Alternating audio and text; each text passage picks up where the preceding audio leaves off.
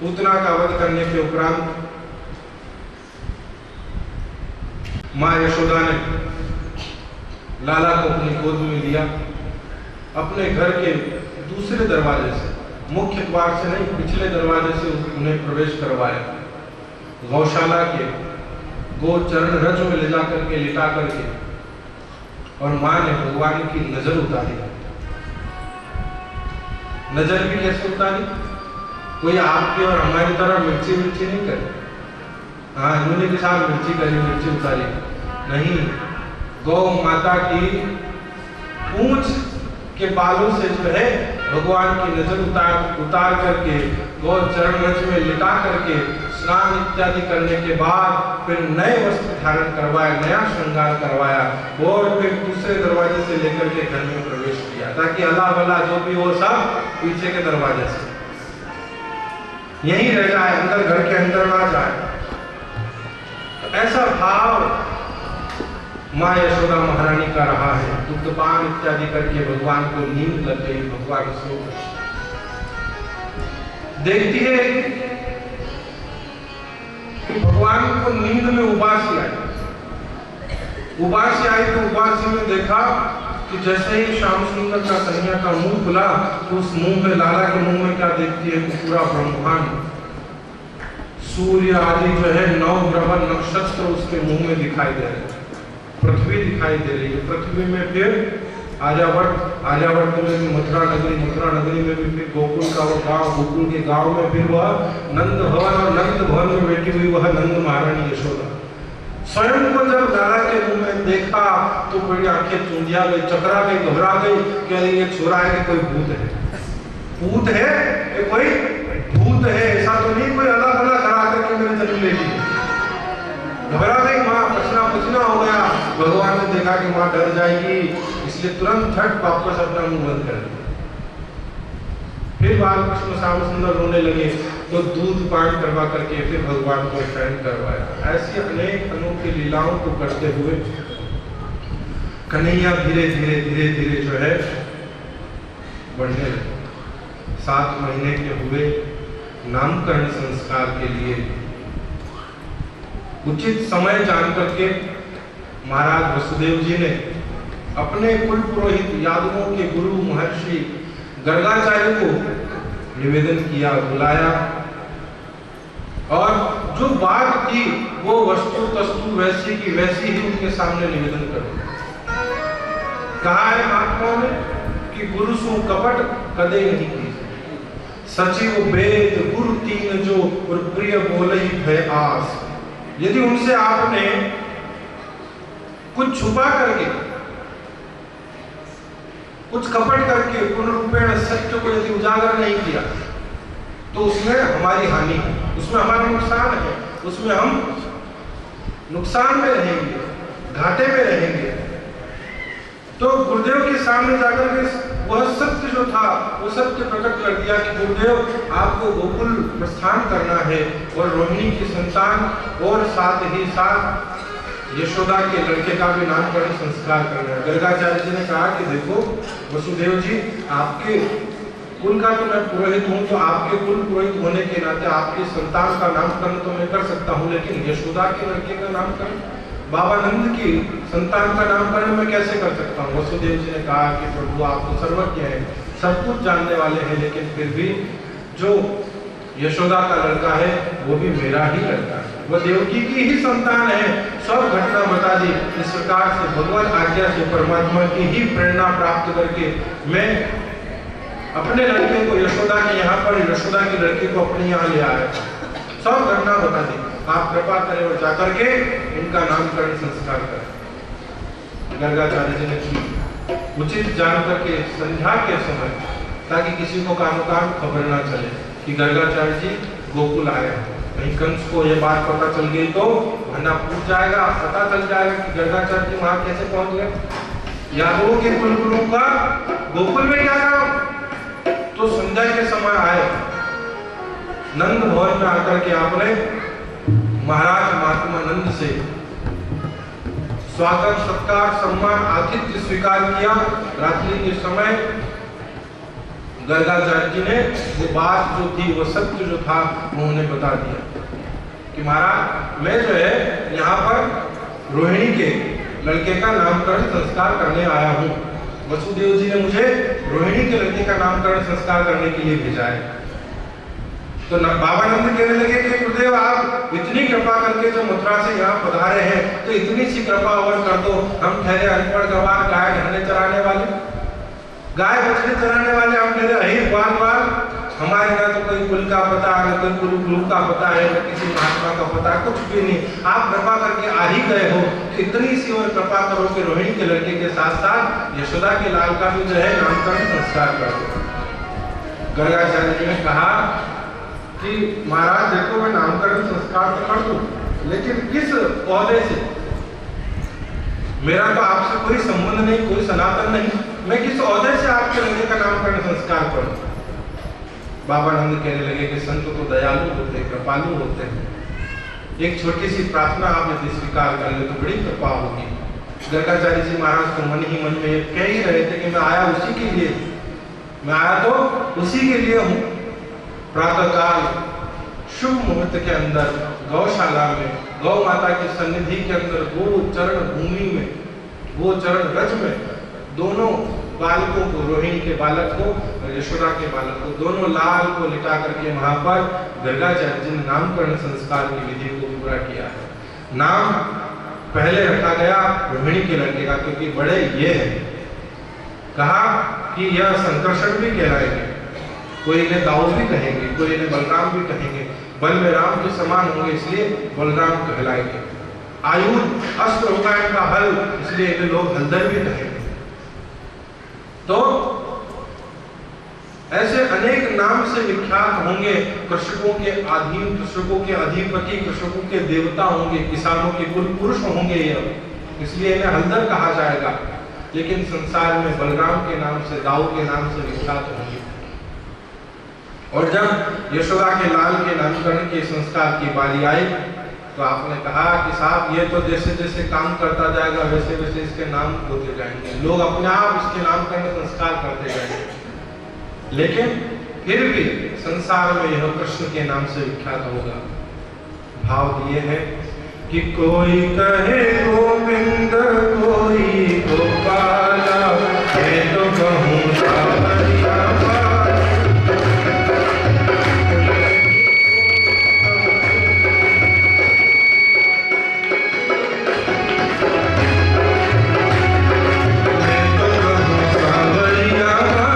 Govinda,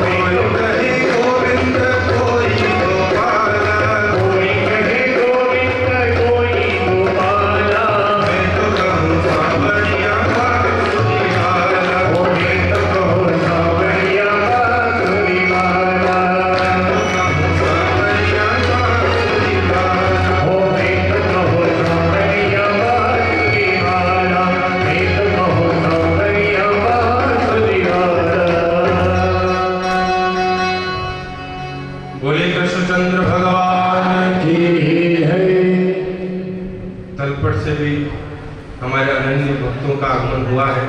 यह रामद्वारा परिवार आप सभी का बहुत बहुत हार्दिक अभिनंदन स्वागत करता है। तो महर्षि गर्गाचार्य ने भगवान का नामकरण संस्कार सानंद संपन्न करवाया और तदनंतर एक दिन मां यशोदा ने दुग्धपान इत्यादि करवा करके कन्हैया को छकड़े के नीचे बैलगाड़ी के यहाँ, जहां पहले देखा होगा आज भी कहीं दृश्य जो गडरिए इत्यादि होते हैं, तो वह बैलगाड़ी के नीचे किसी वस्त्र को बांध करके उसमें अपने बच्चों को सुला देते हैं ताकि वो झूला लगता है, बच्चा आराम से सोता रहे। तो महारानी यशोदा ने भी श्रृंगार इत्यादि करवा करके दुग्धपान करवा करके श्याम सुंदर को छकड़े के नीचे एक वस्त्र बांध करके उसमें सुला दिया और आप स्वयं जो है घर के कामों में लग गए। इधर कंस का भेजा हुआ एक और असुर तृणावर्त बड़ा भारी तूफान का, आंधी का, चक्रवात का रूप लेकर मथुरा से चलता हुआ गोकुल की ओर बढ़ने लगा और गोकुल में आकर के भयंकर आंधी तूफान मचा करके जो है पूरे गोकुल वासियों को परेशान कर दिया। सबके सब इधर उधर भागने लगे। तीन टप्पर जो थे छपरे के छपरे उड़ उड़ करके इधर उधर जाने लगे। लोग घबराए और पहुंचा, देखा छकड़े के नीचे श्याम सुंदर को देख करके उनकी उस दिव्य कांतिमय देह पहचान गया कि हो न हो यही वह बालक है।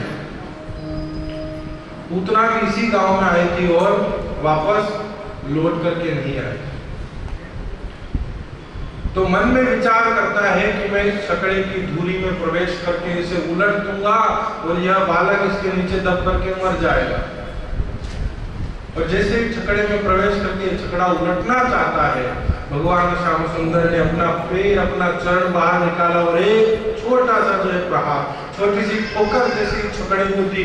वो उलटना इधर जाता था भगवान के ऊपर, भगवान ने उधर उल्टा और एक तृणावर्त उसके नीचे दब करके मारा गया। देवताओं ने विरोधी बातें बोलिए कृष्ण कन्हैया लाल की हो। तृणावर्त कांत हुआ। यह तृणावर्त जो है और कुछ नहीं, यह हमारे मन का ही चक्रवात है।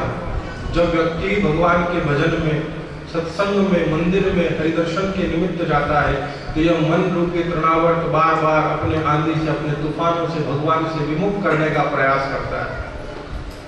भगवान की कृपा से वंचित रखने में, हमें प्रभु से दूर रखने में यह तृणावर्त रूपी मन ही सबसे बड़ा हमारा शत्रु है, हमारा सबसे बड़ा दुश्मन यदि है तो वह यह उत्प्रेरित मन।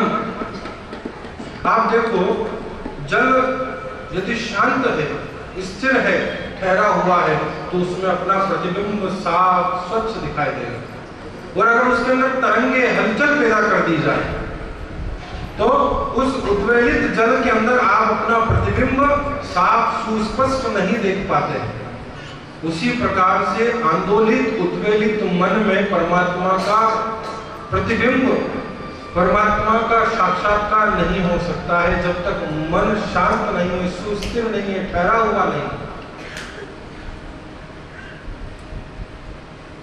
तो मन को शांत करने के लिए प्रभु के प्रति समर्पण परम आवश्यक बताया है।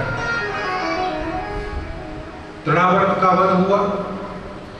भगवान धीरे धीरे धीरे धीरे बड़े होने लगे।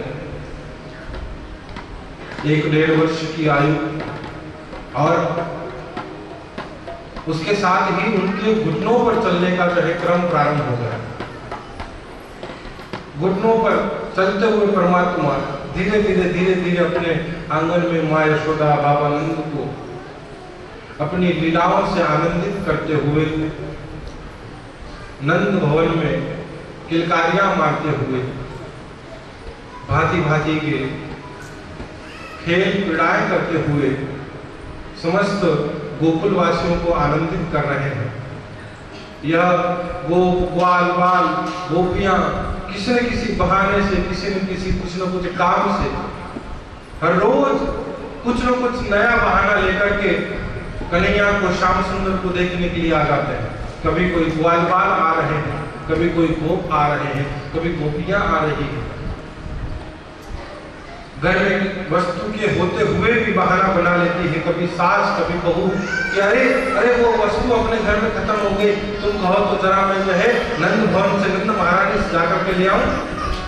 जानते हैं कि घर में वो चीज है, कल ही आई है, पर्याप्त मात्रा में है, लेकिन फिर भी सबको पता है कि कन्हैया को, श्याम सुंदर को देखने की इच्छा जब जिसके मन में जिस समय जागृत हो जाए, वो उसी समय अपने घर से निकल जाता है नंद भवन की ओर। ऐसी अनोखी लीलाओं का दर्शन करने की इच्छा एक बार भगवान शिव के मन में जागृत हुई।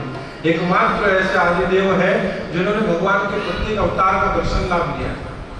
जब भी परमात्मा अवतार लेते हैं, ब्रह्मा जी और भगवान शिव महादेव दोनों अवतारों का दर्शन करने के लिए एक बार तो वहां पर उपस्थित होते ही हैं। तो भगवान की बाल लीलाओं का आनंद लेने के लिए, भगवान के बाल स्वरूप का दर्शन करने के लिए भगवान शिव भी मन में विचार करके वेश बदल करके योगी का वेश बना करके, एक अवधूत का वेश बना करके जो है गोकुल नगरी में आकर के अलग से रहते हैं। खुशियों की भरमार ब्रज की गलियों में नाचे गाए हरे सार, ब्रज की गलियों में जो आए हैं शंकर भगवान, ब्रज की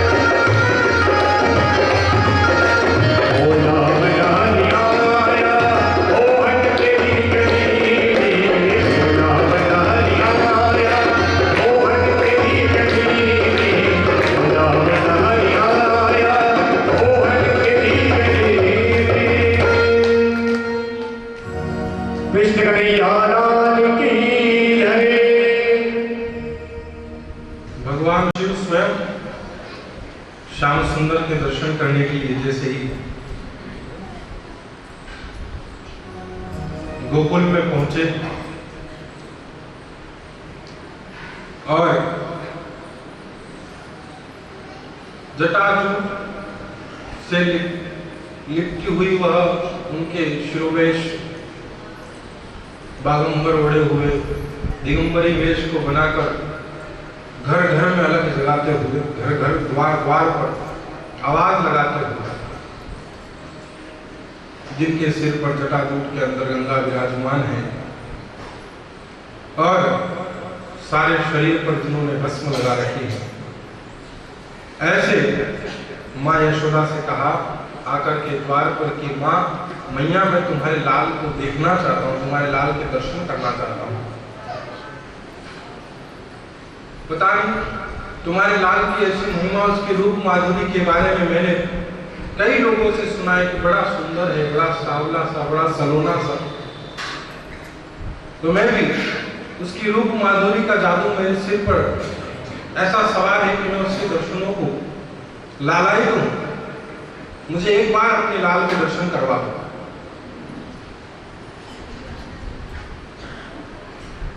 किसी ने आकर के माँ यशोदा से कहा कि एक अवधूत कोई योगी द्वार पर आया हुआ है और इस प्रकार से याचना कर रहा है कि भिक्षा में कन्हैया के दर्शनों की भिक्षा चाहता हूं। एक हाथ में त्रिशूल, दूसरे हाथ में डमरू, वस्त्र के नाम पर जिसने बागंबर ओढ़ रखा है, ऐसे अवधूत जटाजूटधारी मृगछाला ओढ़े हुए, और कहता है कि हम जो है बेल पर चढ़ करके काशी से आए हैं, अपना पता पहचान इत्यादि सब बताते हुए। यशोदा महाराज ने कहा देखो सखियों सुनो, ये ऐसे बाबा की आवाज को बहुत सारे आते रहते, बेरूपे के रूप में खूब सारे घूमते फिरते रहते, आने मत देना उसको घर में। मेरा छोरा देख करके लाला कन्हैया देख करके डर गया तो परेशान हो जाएंगे। ऐसे रूप को, भयंकर वेश को देख करके तो लाला डर जाएगा, इसलिए उसे घर के अंदर भी प्रवेश मत देना। अब तो साहब भगवान श्री कृष्ण श्याम सुंदर तो अंतर्यामी माँ के भाव को समझ गए और देखा कि ये तो स्वयं मेरे आराध्य सदाशिव महादेव आज मेरे दर्शनों को आए हैं, आज मिलने आए हैं। और माँ ने तो आने से मना कर दिया कि घर में भी एंट्री मत देना, घर में भी प्रवेश मत देना, तो फिर भला हमारी भेंट कैसे होगी, हम मिलेंगे कैसे। अब तो साहब जो है श्याम सुंदर लगे रोने और रोने लगे जोर जोर से। माँ यशोदा महाराज ने देखा कि पता नहीं क्या हो गया, अचानक से लाला को गोद में लिए उठा उठा करके इधर उधर घूमने फिरने लगी, चुप कराने लगी, कई प्रयास किए। भगवान शिव द्वार पर खड़े होकर के ही भगवान श्री कृष्ण की, गोपाल की, श्याम सुंदर की हाथ जोड़ करके स्तुति करते हैं और स्तुति करी श्याम सुंदर ने। वहीं से जो है उनके प्रणाम को स्वीकार करते हुए अपना मुंह खोल दिया, मुंह खोल दिया। और उसके पश्चात भगवान शिव ने भी देखा कि परमात्मा श्री कृष्ण स्वयं श्याम सुंदर मिलने के लिए इतने आतुर है, तो मैं भी गोकुल को इतनी आसानी से छोड़ करके तो नहीं जा सकता, आया हूं तो उद्देश्य पूरा करके ही वापस लौटूंगा। अब तो साहब यशोदा महारानी घबरा गई, सबसे कह रही कि मेरे लाल को पता नहीं किसकी नजर लग गई है, पता नहीं क्या हो गया है, तो ये रोए जा रहा है, इसका मुंह बंद ही नहीं हो रहा, इतना परेशान हो रहा है, इतना रो रहा है, लगता है किसी की नजर लग रही है। तो साहब हो ना हो वो जो योगी द्वार पर खड़ा है उसी की नजर लाला को लगी हो, कन्हैया को, और उसी के कारण जो है कन्हैया रो रहा है, लाला रो रहा है। तब तो साहब यशोदा घर घर में कन्हैया का हाथ दिखाती हुई जो है घूमने लगी और बार बार कन्हैया का मुख देखे जाए, वो मुंह बंद ही नहीं। हर जगह घर घर में जाकर के लोगों से कहे कि मेरे कन्हैया को पता नहीं किसकी नजर लग गई, कोई राय करे, कोई मिर्ची करे, कोई क्या करे, सपने नजर उतारी लगी, कहीं से कहीं कपूर करके, कहीं कोई आराम नहीं मिला। अब तो साहब बड़े परेशान हो गए। राई, सरसों, नमक इत्यादि सब करते हुए भी, नजर उतारने के बाद भी जब कन्हैया को आराम नहीं हुआ, श्याम सुंदर सोए नहीं, जिससे भी पूछा, जिसके पास गई, लेकिन कहीं कोई पक्का उपाय नहीं कर पाए। आखिर में आकर के किसी सखी ने उस योगी को देखा और कहा, अरे अरे महाराज, क्या कर दिया आपने ऐसा? महारानी यशोदा बड़ी परेशान हो रही है, बड़ी व्याकुल हो रही है, कन्हैया रोए जा रहा है, जाओ जाकर के तनिक आप सुध ले लो। आपके पास यदि कोई उपाय हो, कोई तंत्र मंत्र जानते हो, कोई दवा जानते हो जिससे कन्हैया आराम से सो जाए, ऐसा आप कुछ जानते हो मंत्र वगैरह?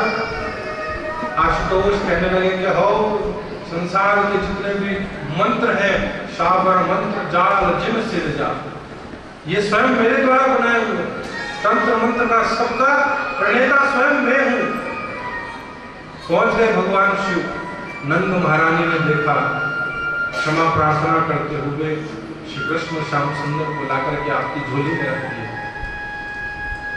हरि और हर की नजरें आपस में मिली, दोनों ने मन ही मन एक दूसरे को प्रणाम किया और भगवान शिव ने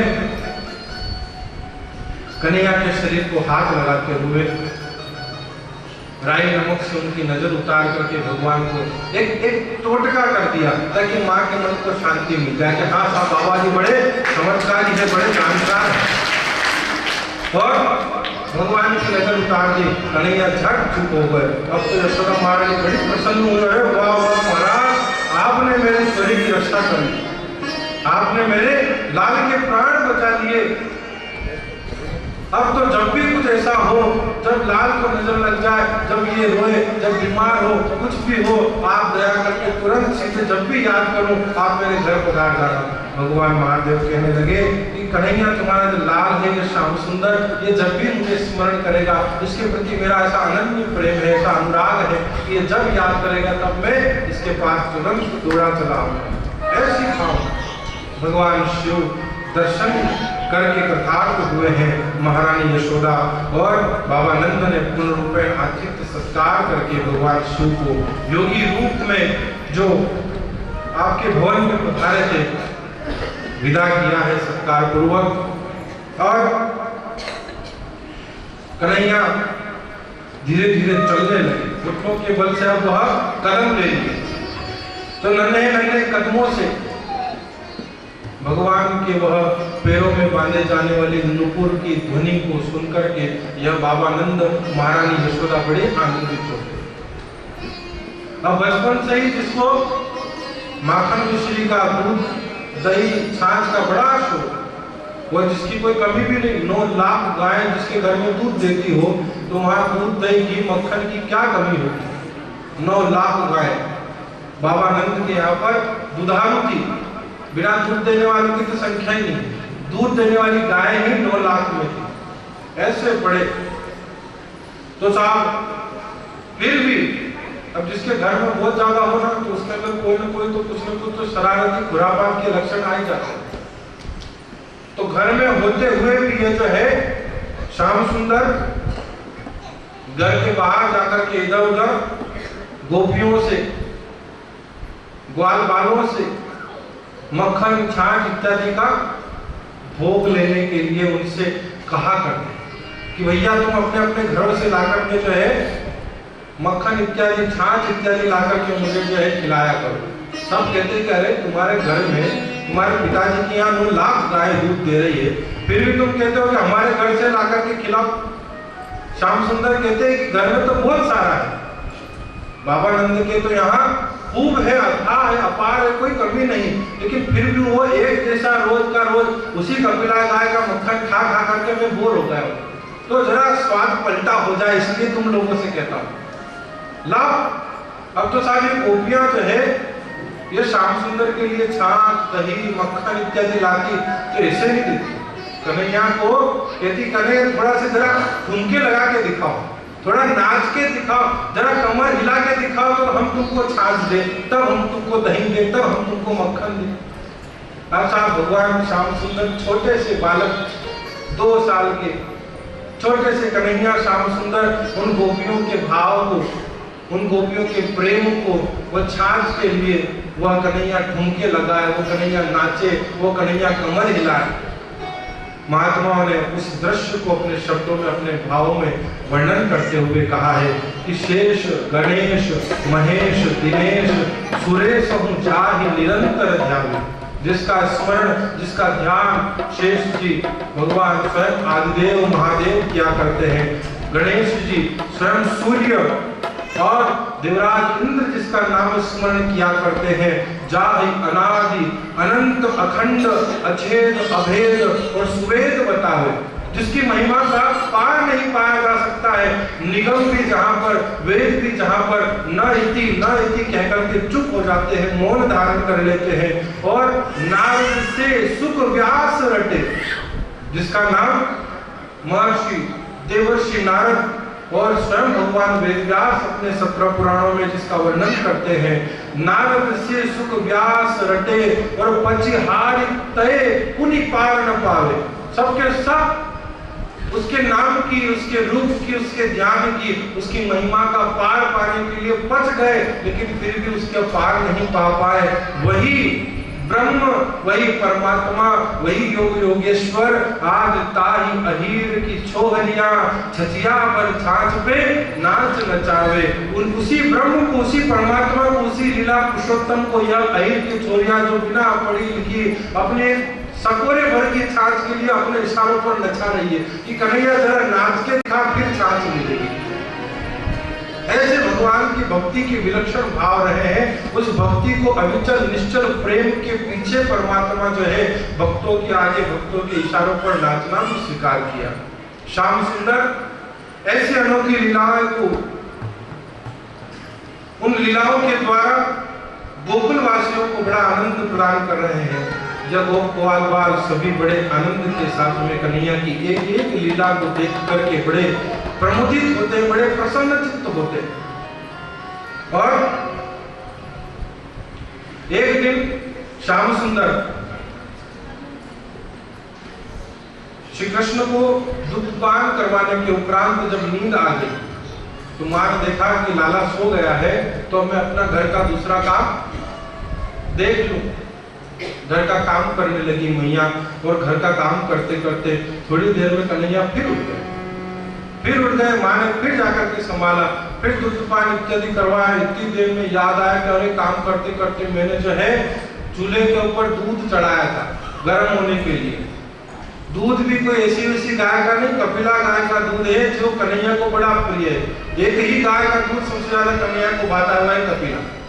तो उस कपिला गाय का दूध चूल्हे पर चढ़ा रखा था, गर्म हो रहा था। और माँ को ध्यान आया, अरे दूध गर्म हो रहा है, उबलने जा रहा है। तो लाला को तो नीचे सुलाया और झट दौड़ पड़ी दूध को संभालने के लिए। अब तो कन्हैया ने कहा, अच्छा मेरे आराम में, मेरे विघ्न में खलल, मेरे आराम में इतना बड़ा खलल कि पूत बीच दूध पियारो। मतलब छोरे से ज्यादा दूध को महिमा, दूध को महत्व दिया जा रहा है। बुढ़ापे में भगवान ने छोरा दिया, उसकी कदर नहीं। मैं पाव शेर पाव दूध को संभालने गई वहां। अब ठहर जा, मैं भी तुझे बताता हूँ। भगवान कन्हैया श्याम सुंदर उठे, इधर उधर नजर दौड़ाए तो दृष्टि पड़ी, माँ जो है मक्खन मथने के लिए वो घड़ा भर करके जो है उसमें लोनी मिलोने के लिए मथनी रख करके घड़ा रख रखा था। मक्खन ताजा ताजा ऊपर तैर रहा था, लिया हाथ से उठाया, खाया थोड़ा सा और देखा कि अब जो है माँ को मजा चकाना चाहिए। तो जो मक्खन का घड़ा था, हांडी, वो लिया, वो मछली उठाई और दम से करके सब पूरा घड़ा फूट गया। सब रेलम पेल पूरे घर में मक्खन ही मक्खन है, छाया से सब निकल गया। अब जो मक्खन हाथ में था लेकर के थोड़ा तो खाया, बाहर गए आंगन में तो देखा वृक्ष के ऊपर बंदर बैठे हुए थे। सबको आवाज लगी, आ जाओ आ जाओ यारो आ जाओ। राम अवतार में तो तुमको सूखे घूंगड़े भी नहीं खिला पाया मैं, क्योंकि मैं खुद वनवासी था, मेरे पास कुछ था नहीं, मैं तुम्हें क्या देता, मैं तुम्हें क्या खिलाता। लेकिन इस अवतार में कोई कमी नहीं है। बाबा नंद क्या 9 लाख गाय दूध दे रही, किसी बात की कोई कमी नहीं, खूब दूध दे, ये मक्खन है, आओ आओ खाओ। अब सब बंदरों को मक्खन खिलाने लगे। अब यहाँ महारानी यशोदा दूध इत्यादि उतार करके जैसे वापस घर में आकर के देखा तो हो घड़ा फूटा हुआ है, सब दही मक्खन सब बिखर गया, छाछ पूरे घर में फैल गई। देखा कि ये क्या बना, ये किसने करा। कन्हैया को देखा तो कहीं दिखाई नहीं पड़े, हो न हो आज इसी की करतूत है। ये इतना उतन हो गया कि मटका फोड़ दिया, फोड़ा जो फोड़ा सब देकर के बाहर जाकर के देखा तो मक्खन बंदरों को खिला रहा है। अब तो बड़ा रोष आया, बड़ा क्रोध आया कि अरे मटका फोड़ा जो तो ठीक है, मक्खन खुद खाए जो तो ठीक है, लेकिन इन बंदरों को खिलाने की कहाँ जरूरत पड़ रही है, बंदरों को मक्खन खिलाया जा रहा है। मेरी दादिया सास के जमाने का मटका हुआ, छाछ पिलोने का खोट डाला, इतना बड़ा नुकसान।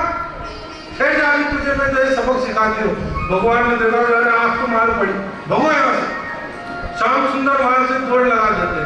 अब भगवान तो छोटे से अपने नन्हे नन्हे कदमों से धीरे धीरे दौड़ते दौड़ते आगे आगे, और माँ जो है पीछे पीछे भारी भरकम शरीर यशोदा महारानी, आखिर में नंद भवन की महारानी है।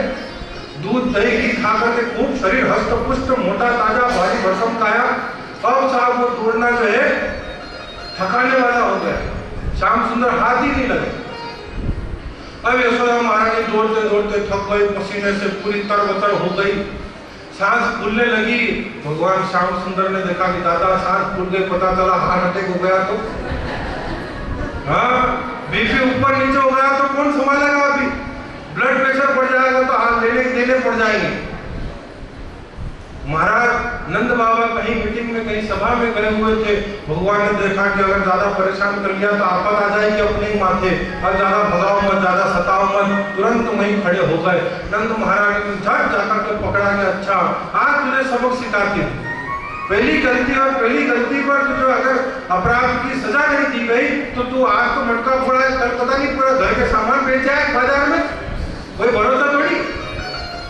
पहले ही गलती पर अगर नहीं रोका गया तो पता नहीं कल क्या और दंडता करेगा। है जाभी तुझे सबक सिखाती हूँ। लाए हाथ पकड़ करके ला करके जो घर में उखल था धान कूटने का वो बड़ा सा, उस उखल से भगवान को कन्हैया को बांधने का प्रयास करने लगी। अब साहब बांधने लगी तो रस्सी जो है वो 2 उंगल छोटी रह जाए, एक सिरे से दूसरा सिरा मिलने के लिए 2 उंगल की दूरी बीच में बचे। फिर दूसरी रस्सी छोड़े, फिर 2 उंगल छोटी, तीसरी रस्सी छोड़े, फिर 2 उंगल छोटी। अब साहब जितनी रस्सा थी सब खत्म हो गई, कपड़े सुखाने की रस्सा भी ला करके बांध दी, लेकिन फिर भी भगवान जो है बंधे नहीं, वो 2 उंगल की दूरी होती वही बनी रहे।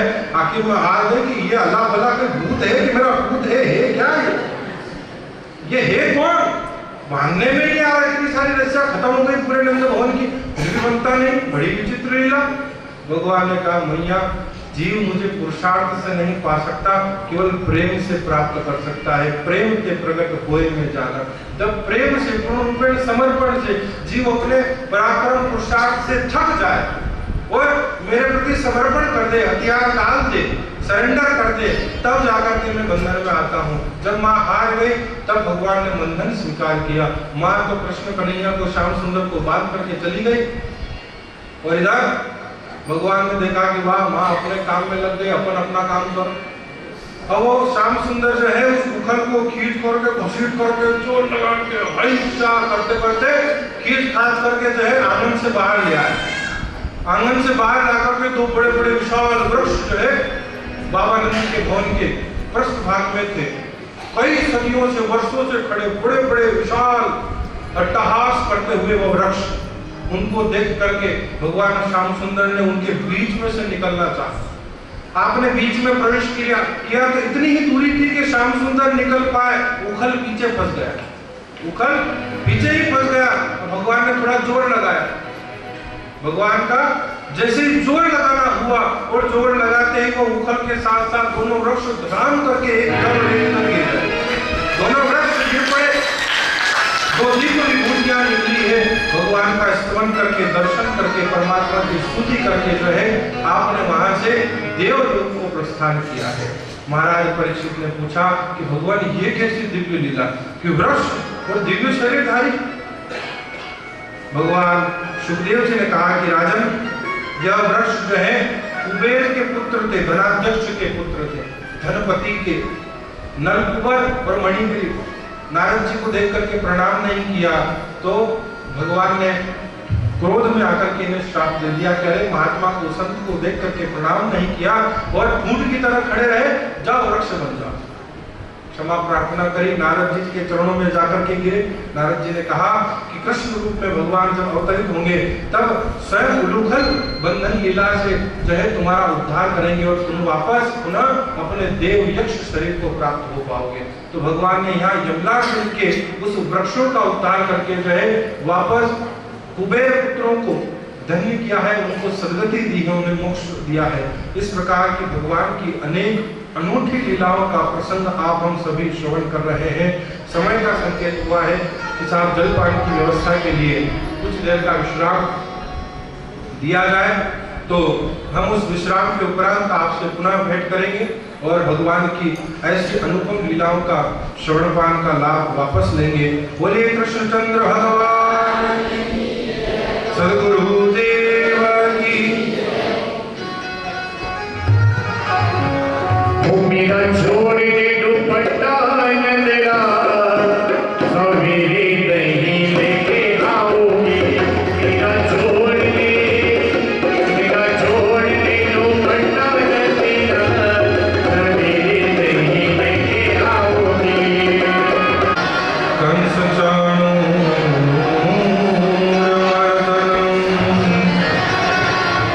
देवकी परमानंदम कृष्णं वंदे जगद्गुरुम्।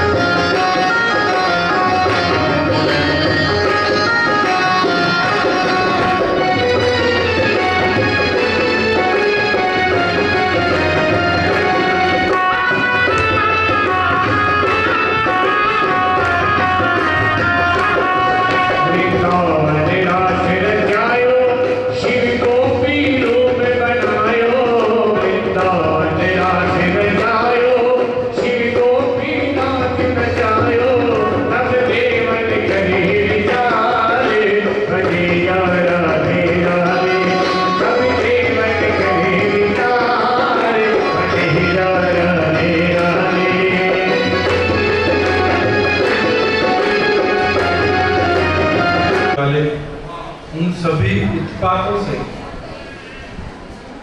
होने वाले अपशकुनों से परेशान होकर और अकस्मात गिरे हुए उन यमलार्जुन वृक्षों की उस घटना के उपरांत तो सभी गोकुल वासियों ने मंत्रणा करके गोकुल को छोड़ने का निश्चय कर लिया कि इस भूमि का पुण्य कम हो चुका है, अब हमें किसी ऐसे स्थान की तलाश करनी चाहिए, ऐसे स्थान की खोज करनी चाहिए जहां हमारे रहने के योग्य उपयुक्त वातावरण हो, जहां गोचारण भूमि हो, जहां जल भी पर्याप्त रूप से पर्याप्त मात्रा में उपलब्ध हो। सभी ने एक बात कहते हुए कहा कि वनम वृंदावनम नाम पश्यव्यम नवकाननम गोप गोपी गवाम सेव्य पुण्याद्रि प्रणवीरुधम। जो समझदार थे, जो वृत्त थे, उन सभी ने उपाय सुझाया कि ऐसा एक स्थान हमारे सभी की दृष्टि में है और उसका नाम है वृंदावन, अर्थात तुलसी के परिधि से ओतप्रोत तुलसी के पौधों से जिसका परिकर फलरूपेण आच्छादित है, ऐसा वृंदा का वन, उस स्थान का नाम है वृंदावन। तुलसी का बागीचा है। तो उस वृंदावन के स्थान को सुझाते हुए गोपकुमार वालों ने कहा कि जहां पर हम सभी गोपियां सभी रह सकते हैं और हमारी गायें भी जहां पर सुखपूर्वक निवास करती है। और फिर सबसे बड़ा लाभ क्या है कि साहब सर्वकाल सुखावहम, वो सब प्रकार के सुखों को देने वाला है। और तत्र चक्रुर्वजावासम शकटे चंद्रवत, जिसकी परिधि जो है अर्ध चंद्रमा की तरफ फैली हुई है। और वहां पर क्या वस्तुएं हैं? वृंदावनम गोवर्धनम यमुना पुलिनानि च भिक्षासीदुत्तमा प्रीति राम माधवयोर्नृप। और सबसे बढ़कर के जो सुविधा है वह यह है कि वहां पर गिरिराज गोवर्धन विद्यमान है। और गोवर्धन का वो परम पावन पुलिन तट और साथ ही साथ यमुना महारानी जहाँ कल कल नाद करती हुई बह रही है, ऐसा परिवेश जहाँ राम और माधव अर्थात बलराम और कृष्ण कन्हैया श्याम सुंदर को जो स्थान प्रिय हो, उस स्थान में जाकर के हमें निवास करना चाहिए। वृंदावन का नाम सुनकर के कन्हैया बड़े प्रसन्न चित्त हो और बड़े हर्षोल्लास के साथ जिस भजन के भाव का आप अभी सब श्रवण कर रहे थे, वृंदावन धाम अपार तेजा राधे राम, श्री किशोरी जी का सबसे सर्वप्रिय स्थान है वृंदावन। ब्रज रज जो है, ब्रज परिकर जो है, आज वृंदावन में जितना नाम श्री किशोरी जी का लिया जाता है उतना शायद कृष्ण का भी नहीं लिया जाता। वृंदावन प्रेम की नगरी है, प्रेम की धरा है, प्रेम की भूमि है बस। और वह प्रेम भी शाश्वत सत्य प्रेम, ऐसा प्रेम जहां प्रेमी था तब भी उसके प्रति समर्पण था और प्रेमी के ना रहने पर भी उसके प्रति वैसा ही अनुराग में कहीं एक लेश मात्र भी कमी नहीं है। ऐसी वृंदावन की पावन भूमि पर यह सभी गोप ग्वाल बाल आकर के निवास करते हैं। भगवान 6 वर्ष के हो गए तो बाबा नंद से कहा कि बाबा अब हम जो है दाऊ के साथ बछड़े चराने जाएंगे, हम बड़े हो गए हैं, हम भी अब बछड़े चराएंगे। तो कन्हैया को बछड़े चराने के लिए बाबा नंद ने उनकी अपनी एक टोली बना, उनकी समवयस्क ग्वाल वालों का एक समूह, एक झुंड बना करके कन्हैया जो है श्याम सुंदर अपने साथ बछड़ों को लेकर के दाऊ गाय चराने जाते और कन्हैया बछड़े चराने जाते।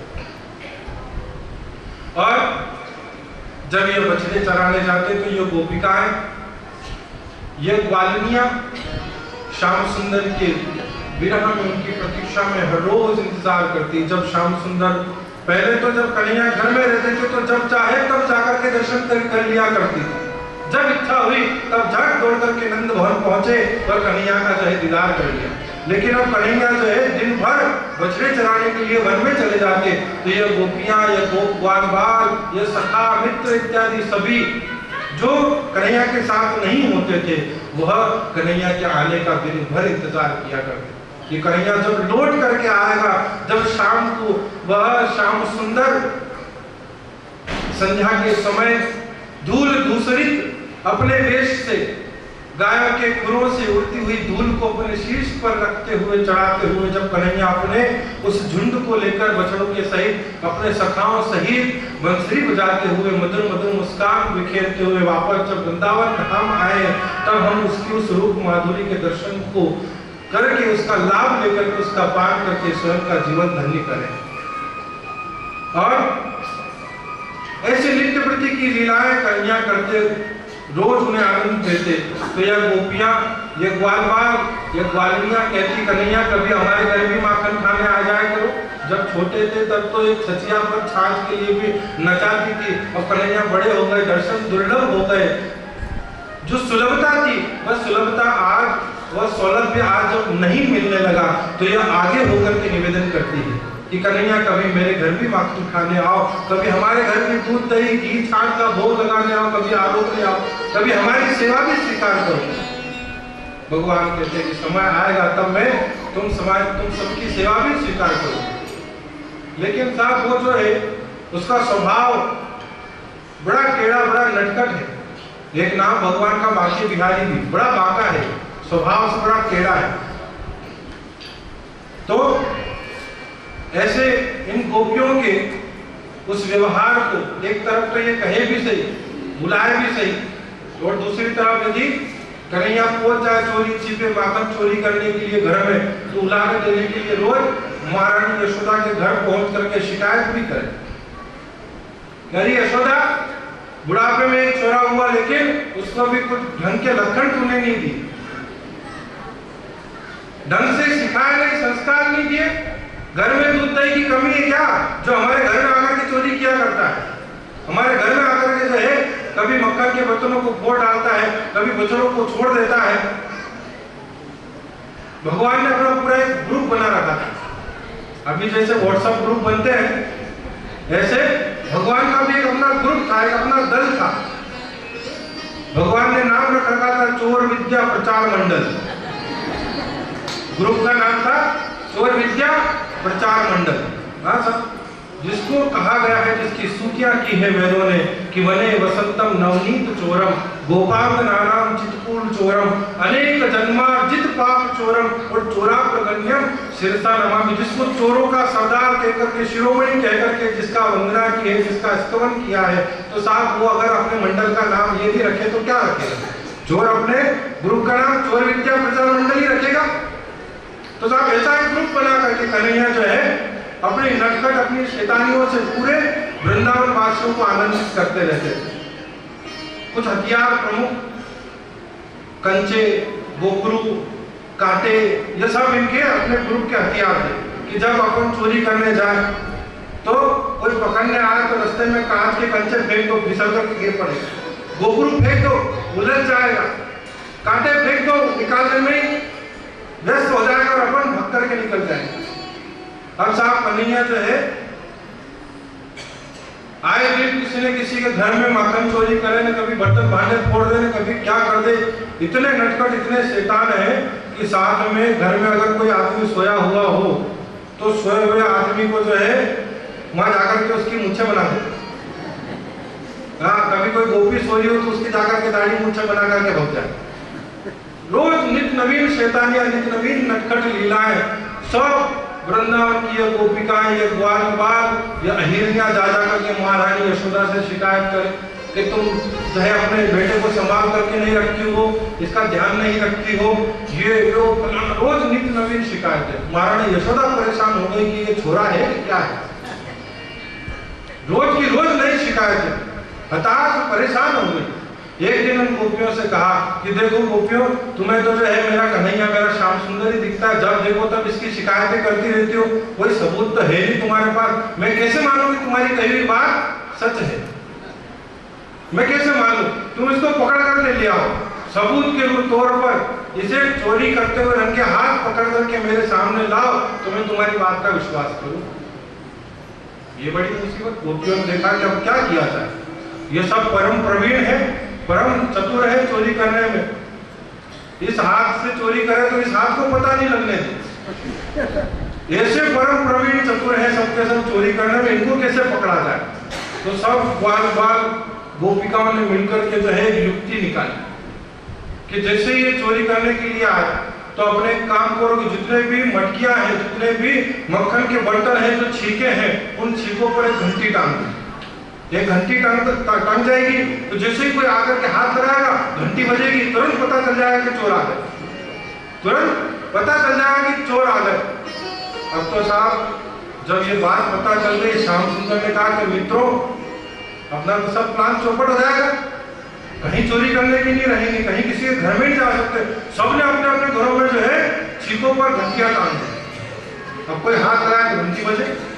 अब चोरी हो कैसे? अब किसी एक घर में घुसे, जाकर के देखा हो ये तो बड़े चालाक निकले सब। ये गोपियां, ये ग्वालिनियां बड़ी चतुर निकली, बड़ी चंट निकली। इन्होंने सबने जो है इंतजाम करके रखा है कि घंटी बांध रखी है छीके पर, अब माखन चुराए कैसे जाए। भगवान ने कहा चिंता मत करो, आए हैं तो खाली हाथ तो नहीं जाएंगे, कुछ ना कुछ तो लेकर के ही घर से बाहर होंगे। खाली हाथ चल जाए तो फिर चोर किस काम के? हाँ, ऐसा कितनी बार हुआ। रामधारा में भी हुआ है कितनी बार। जब ये रामधारा पुराना था, जब निर्माण नहीं था, तो उस समय जैसे ही किसी संत का कोई भी चातुर्मास इत्यादि कार्यक्रम पूरा हुआ और संत यहाँ से गए, क्या आप समझ लो कि 2-4 दिन में ही वारदात होना तय है। और आए तो बोले कभी तो यहाँ के तो बिछाने की चद्दर ही उठाना के लिए, बर्तन भांडे कटोरा लोटा मिल जाए तो लोटा गिलास ले जाए, जो है सब खाली हाथ कैसे जाए। जिस घर में जाए बिना बोनी किए, बिना बोनी के घर से बाहर कैसे कदम धरे, बोनी करना जरूरी था। भगवान ने कहा कि नहीं साहब, बोनी खराब नहीं होनी चाहिए, पहला घर है इसमें आकर के खाली हाथ ऐसा कैसे हो सकता है, कुछ ना कुछ तो लेकर के जाएंगे। तो अब कन्हैया कैसे करे चोरी, छीके को हाथ लगा तो घंटी बज जाएगी, और घंटी बज गई तो पता चल जाएगा भगवान ने कर दो। भगवान ने घंटी के हाथ जोड़े और घंटी से हाथ जोड़ करके निवेदन किया, हे घंटी महारानी, हे घंटी देवी, मैं विनती करता हूँ, प्रार्थना करता हूँ, निवेदन करता हूँ कि अगर हमारे हाथ लगाने से तुम नहीं बची, अगर हमारे हाथ लगाने से तुम नहीं बची तो 101 रुपए का प्रसाद चढ़ाऊंगा तुम्हारे नाम का। 101 रुपए का प्रसाद चढ़ाऊंगा तुम्हारे नाम का, अगर नहीं बची तो। वहां साहब कृष्ण कन्हैया श्याम सुंदर विनती करने नहीं माने, ऐसा हो सके तो अब साहब भगवान ने जो वो पिरामिड बनता है ना, ह्यूमन पिरामिड, अपने ग्वाल सखाओं को नीचे, फिर उसके ऊपर सबसे ऊपर कन्हैया चढ़े, छीके को हाथ लगाया, घंटी नहीं बजी, घंटी नहीं बजी, मक्खन निकाला, घंटी नहीं बजी, सबको बांटा, नीचे वाले को, फिर नीचे से ऊपर वाले को, फिर उसके ऊपर वाले को, सबको दे दिया, सब भरपेट मक्खन सबने खा लिया। और आखिरी में अब कन्हैया बच्चे के हाथ अब अपन खा करके अपना पेट भर लेते हैं। जैसे ही भगवान श्री श्याम सुंदर ने मक्खन का जो है अलोनी का वह लोंदा निकाला और मुंह में जैसे ही लगाया तो घंटी